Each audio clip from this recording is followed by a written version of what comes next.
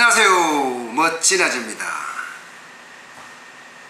오늘은요, 어제 중소벤처기업부 김학도 차관이 자영업자 소상공인들을 만났다고 합니다.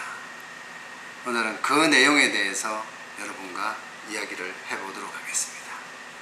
그 전에 저는 또 국밥집을 하니까 육수점검을 해야 되겠죠. 육수점검을 하루라도 빠뜨리면 제가 너무 불안해요. 왜냐하면 좋은 육수로 좋은 국밥을 만들어 드려야 되는데 그렇지 못하면 소위 국밥집에 의미가 없잖아요. 그죠? 맛있는 육수로 맛있는 국밥을 만들어 주는 게 제 사명이니까 일단 육수점검 하겠습니다.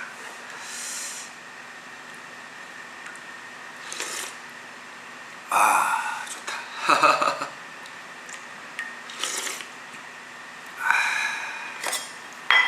제가 오늘 두부를 이렇게 넣었는데, 그죠? 두부를 넣었는데 그 맛도 또 다르네요.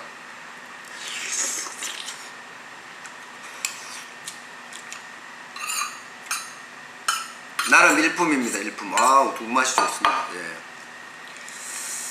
이렇게 아침에 한 그릇 먹으면 든든해집니다. 그래야지 또 하루 18시간씩 일할 수 있는 힘이 되고요. 어제도 점심에 참 손님이 많이 왔어요. 근데 저희가 이런 특선 메뉴라고 해서 메밀국수를 하잖아요. 물메밀국수도 하고 비빔메밀국수도 하는데 별로 안 찾아요. 초기는 되게 많이 찾다가 요즘은 이 더위에 이 뜨거운 국밥만 찾는답니다. 어저께도 점심에 거의 한 40그릇 정도 팔렸어요. 40그릇. 예. 많이 팔렸죠. 국밥이 이 정도 되니까 아마 이제 입소문도 났지 않을까 그런 생각해요. 맛있어요. 아침에 한 그릇 국밥이 진짜 몸에는 진짜 좋아요. 이야, 건강해지는 소리가 납니다.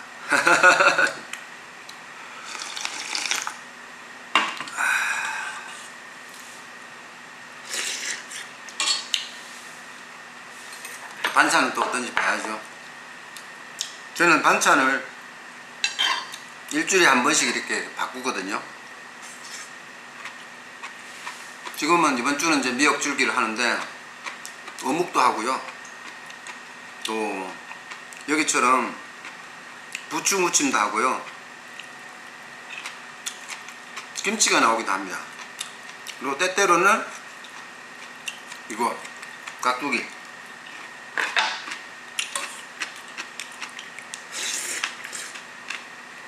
깍두기가 항상 그 자리를 자리 잡고 있죠.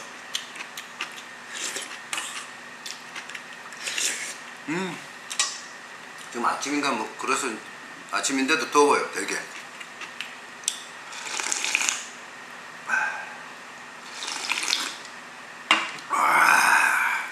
오늘도 장사 잘 된다. 저는 이렇게 믿고 시작을 합니다. 어저께도 뭐 잘 됐으니까 오늘도 잘 되겠지. 월요일 날이 조금 부진했고요. 화, 수, 목은 장사가 잘 됐어요. 오늘도 잘 됐으면 좋겠어요. 어저께는 또 인터넷에 주문도 꽤나 들어왔습니다. 제가 생각했던 것은 요즘 더우니까 인터넷 주문이 없겠거니 뭐 있어도 그렇게 많지 않겠거니 했는데 아니에요. 어저께도 3건 정도 들어왔고요. 전화 주문은 어저께 막 4건인가 들어왔어요. 4건인가. 굉장히 많이 들어왔어요. 아주 기분 좋더라고요. 그래서 매출도 당연히 이제 50만원을 넘겼죠. 어저께는 53만 7천원 했습니다. 잘했죠? 여러분들이 좀 이렇게 주말에도 인터넷을 통해서 주문 좀 해주시고 그러면 우리 가게가 더 빨리 안정을 찾지 않을까? 진짜 맛있어요.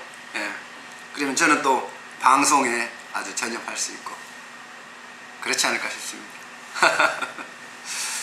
네, 어저께 김학도 중소벤처기업부 차관이 자영업자 소상공인들을 만났다고 하는데 반응이 싸늘했답니다.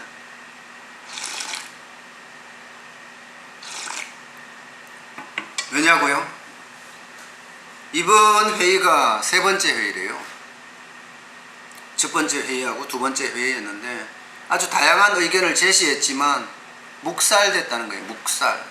듣기만 하고 그냥 이쪽 길로 흘러버린 거죠. 보여주기식, 달래기식, 신용 뭐 이렇게밖에 생각이 안 된다, 이렇게 이야기할 정도예요. 사실 두 번째 회의 때 영세 자영업자 또 소상공인 여기는 진짜 어렵다. 특별하게 혜택을 주려고 해도 혜택을 줄 게 없다. 그래서 최저임금을 차별하는 게 좋다. 사실 일자리 안정자금도 이 영세 중소기업에는 가족끼리 하든가 그렇지 않으면 뭐 부부가 단둘이 하는 경우가 참 많은데 이게 뭐 일자리 안정자금이 그렇게 도움이 안 된다. 그렇다고 뭐 카드 뭐 수수료 인하하는 거 전혀 도움이 안 된다. 0.8% 그대로다. 그래서 차등화를 해달라 하고 이야기를 아주 강력하게 주장을 했었습니다. 그런데 아니잖아요. 그죠? 최저임금위원회 5차 전원회의에서 그냥 통과됐잖아요. 업종별로 차등화 없다. 모든 업종 동일 최저임금이다. 이렇게 결정해버렸잖아요. 그러니까 말하면 뭐예요? 예? 말해봤자 괜히 미운 털만 박히지 뭐 되는 게 없다는 거예요. 되는 게 없다. 건의해봤자 아무 의미 없다는 거예요. 예. 그러면서 이번에는 또 혹시 하고 믿는 구석이 있을 거 아니에요. 이번에는 혹시 좀 달라질까? 그래서 실제로 현장 조사를 좀 해봐라. 응? 업종별로, 매출별로, 직원 수별로 이렇게 현장에 들어가서 자영업자 소상공인의 실태 분석을 좀 해보면 어떠냐. 그러면 차등화에 대한 생각이 있지 않겠느냐. 이번에는 이거 한번 노력해봐라. 그런데 사실 이 이야기도 이미 그 전부터 계속 해왔던 이야기예요. 노력 안 해요. 제가 말씀을 드렸잖아요. 이 자영업자 소상공인에 대한 데이터가 쉽게 말하면 빵빵해야 돼요. 그 데이터가 빵빵해야지 그 데이터를 중심으로 내가 국밥집을 한다면 야, 내가 국밥집에 들어가서 돼? 그러면 규모별로도 보고 매출별로도 보고 그러면서 또 지역별로도 보고 아, 나는 이 정도면 국밥집 안 들어갈래. 이렇게 결정을 할 수 있잖아요. 데이터가 쌓이면요. 그죠?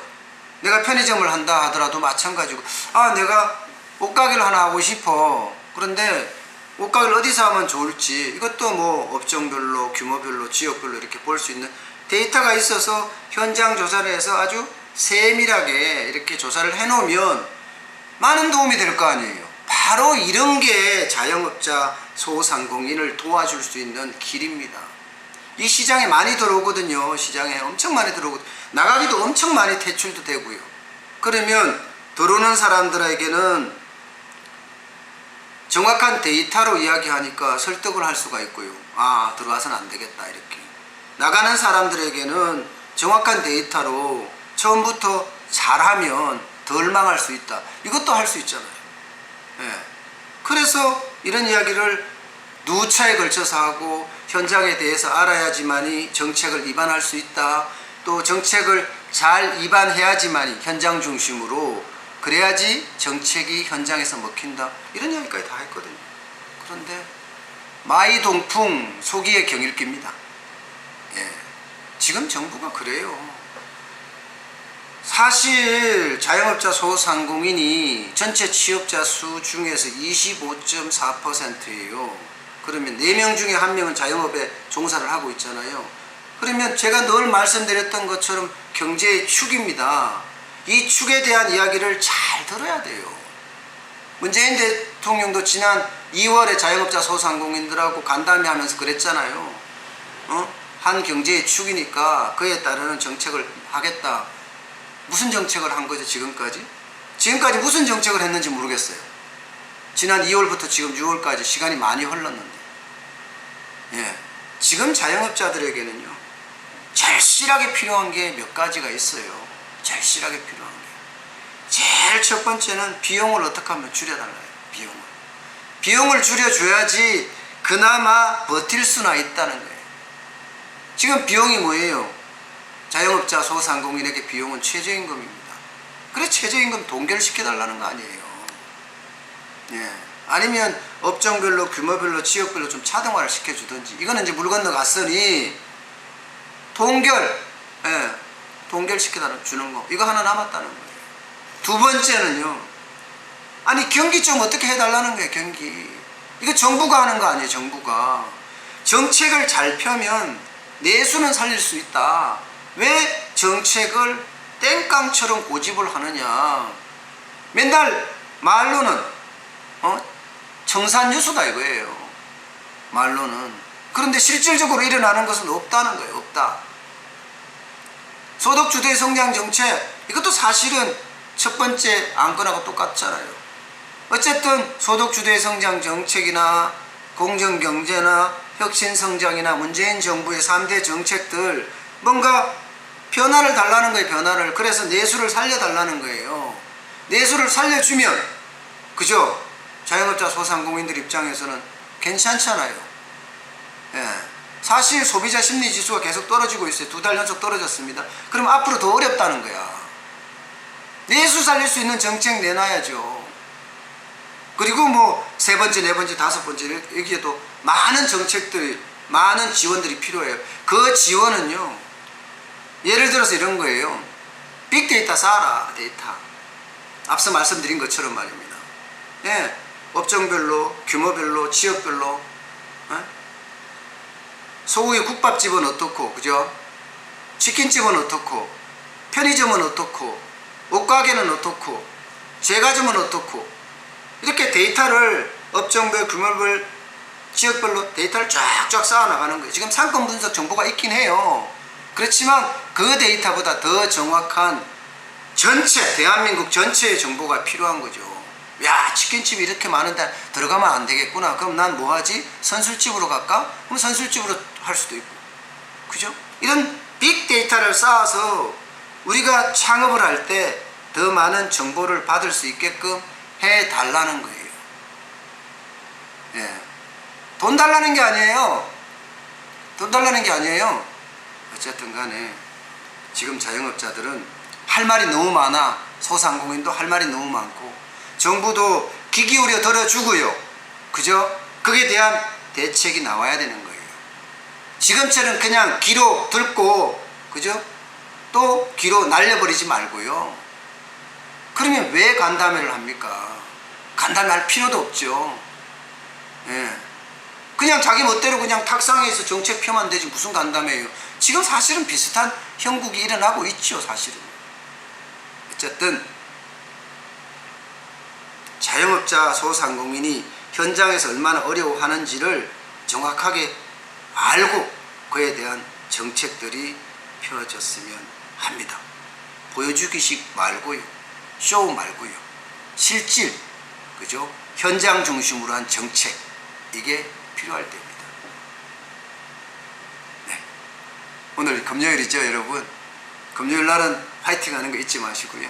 저는 이 정도로 오늘 하겠습니다. 모두 대박 나십시오. 감사합니다.